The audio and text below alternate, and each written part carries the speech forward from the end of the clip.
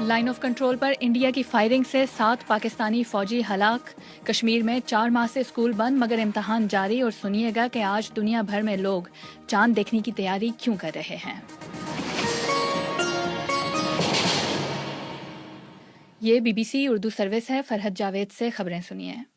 پاکستانی فوج کے شعبہ تعلقات عامہ کا کہنا ہے کہ line of control per India کی جانب سے بھمبر سیکٹر پر بلا اشتعال فائرنگ کے نتیجے میں 7 پاکستانی فوجی ہلاک ہوئے ہیں. فوجی ذرائع نے انڈین فوج کے جانی نقصان کا بھی دعویٰ کیا ہے، تاہم آزاد ذرائع سے اس کی تصدیق نہیں ہو سکی. تفصیل سنیے نازش ظفر سے.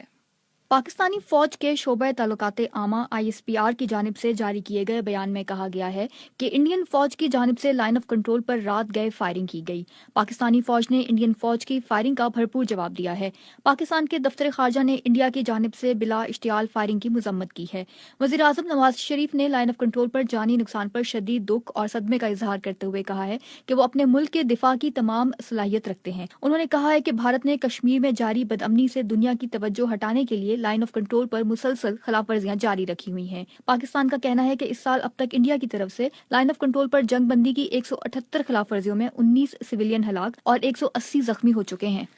حزب اختلاف کی جماعت پاکستان تحریک انصاف نے پاناما لیکس سے متعلق مزید دستاویزات اور شواہد سپریم کورٹ میں جمع کرا دیے ہیں. مقدمے کی مزید سماعت کل ہوگی.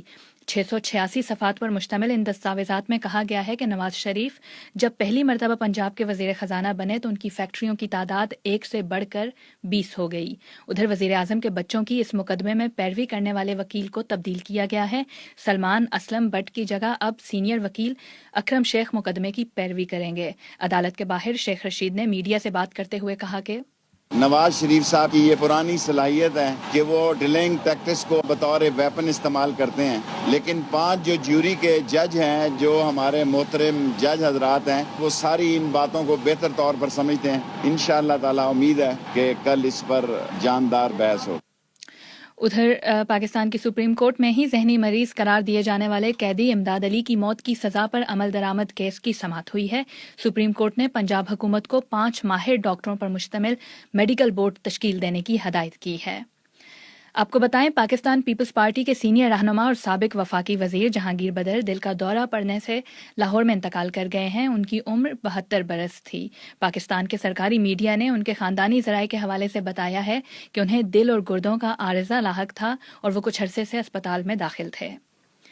انڈیا کے زیر انتظام کشمیر سے آپ کو بتائیں کہ 1 لاکھ طلباء آج پبلک امتحان دے رہے ہیں. واضح رہے کہ ان طلباء کے تعلیمی ادارے گزشتہ 4 ماہ سے انڈین فورسز اور مظاہرین کے درمیان جھڑپوں کے باعث جولائی میں بند کر دیے گئے تھے.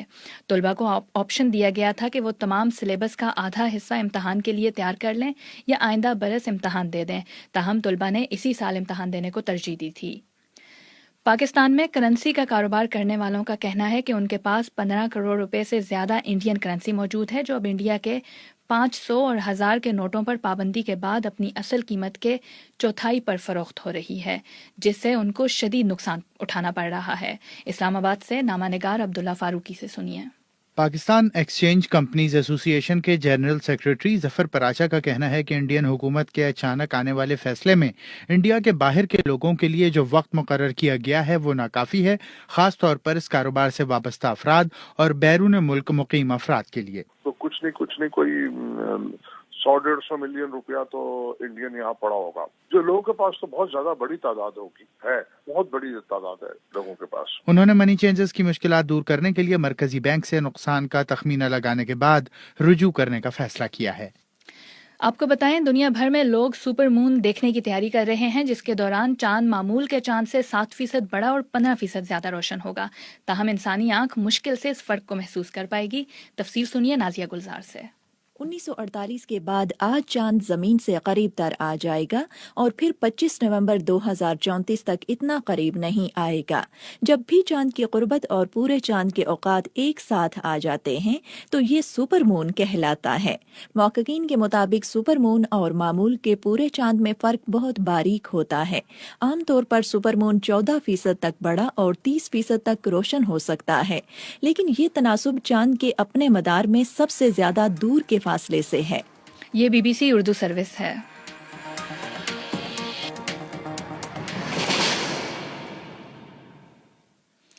اور اب شامل کریں گے بی بی سی کے فیس بک پیج سے کچھ کامنٹس. ہمارے فیس بک پیج پر ایک خبر پوسٹ ہوئی تھی 30 لاکھ تارکین وطن ملک بدر کیے جائیں گے، ڈونلڈ ٹرمپ کی تنبیہ.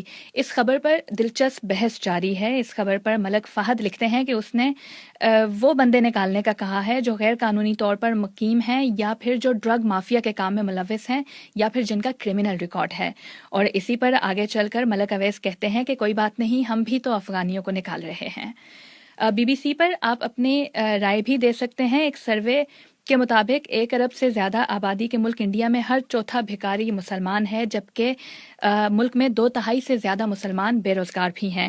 یہ شرح کسی بھی دوسری مذہبی اکائی کے مقابلے میں زیادہ ہے. آپ کے خیال میں انڈیا میں مسلمانوں کی اس حالت زار کی کیا وجہ ہے؟ اپنی رائے دیجیے اور اس کے ساتھ اپنے شہر کا نام بھی ضرور لکھیے. یہ خبریں آپ B B C Urdu service سے سن رہے ہیں. امریکی نو منتخب صدر ڈونلڈ ٹرمپ نے کہا ہے کہ انہیں اپنی فتح کے بعد مسلمانوں اور لاطینی امریکیوں کو نسلی منافرت کا نشانہ بنانے کی اطلاعات پر افسوس ہے. انہوں نے ان واقعات کے فوری خاتمے کا مطالبہ بھی کیا ہے. ایک انٹرویو میں ڈونلڈ ٹرمپ نے کہا کہ ان کے انتخاب کے خلاف مظاہرہ کرنے والوں کو ان کی صدارت سے خوفزدہ ہونے کی ضرورت نہیں ہے. انہوں نے یہ بھی کہا کہ صدارت ایک بہت بڑا چیلنج ہے، تاہم وہ اس سے ڈر نہیں رہے. چین سے آپ کو بتائیں کہ چینی صدر شی جن پنگ اور نو منتخب امریکی صدر ڈونلڈ ٹرمپ نے اس بات پر رضامندی ظاہر کی ہے کہ دونوں جلد ہی دونوں ممالک کے تعلقات پر مذاکرات کرنے کے لیے ملاقات کریں گے. تفصیل سنیے ہارون رشید سے.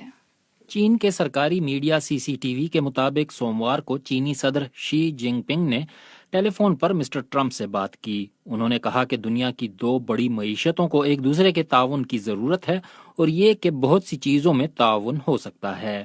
ڈونلڈ ٹرمپ اپنی مہم کے دوران چین کو امریکہ کا دشمن قرار دے چکے ہیں اور انہوں نے الزام بھی لگایا تھا کہ چین نے مصنوعی طور پر اپنی کرنسی کی قدر کم رکھی ہے تاکہ وہ اپنی برآمدات کو تقویت پہنچا سکے. اور اب کھیلوں کی خبریں سنیے عبدالرشید شکور سے.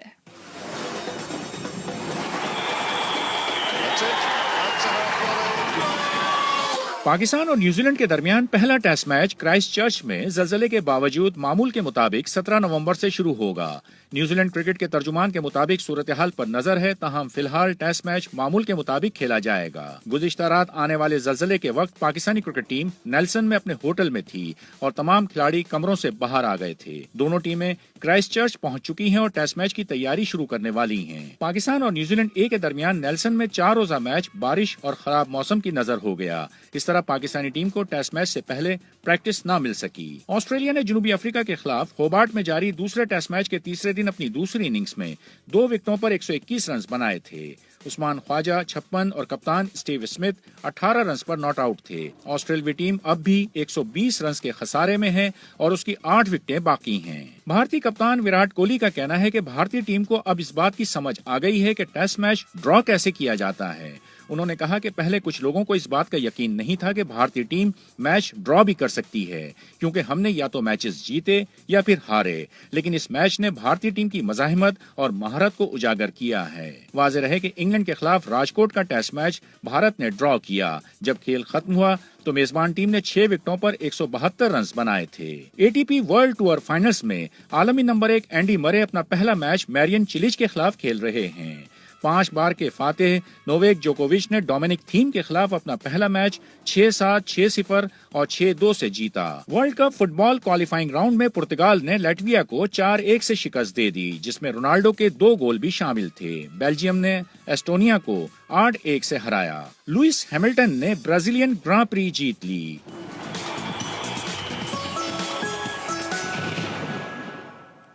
محکمہ موسمیات کے مطابق گندم کی کاشت کے بارانی علاقوں میں بارش کا کوئی امکان نہیں ہے. ملک کے دیگر حصوں میں موسم کیسا ہے، سنیے محکمہ موسمیات کے سینئر اہلکار ڈاکٹر محمد حنیف سے. پاکستان کے تمام میدانی علاقوں میں اس وقت مطلع صاف ہے. مزید چند دن تک ملک کے بارانی و نہری علاقوں میں موسم خشک ہوگا، جبکہ گندم کی کاشت کے بارانی علاقوں یعنی خطہ پوٹوہار کے PK میں اس ہفتے فی الحال بارش ہونے کا کوئی امکان نہیں، اور کل دن کے وقت پنجاب کے بعض میدانی علاقوں میں ہلکی دھند ہوگی. 2 یا 3 دن کے بعد پنجاب کے میدانی علاقوں میں دھند کی شدت میں اضافہ ہونے کا امکان ہے. یہ BBC اردو سروس ہے.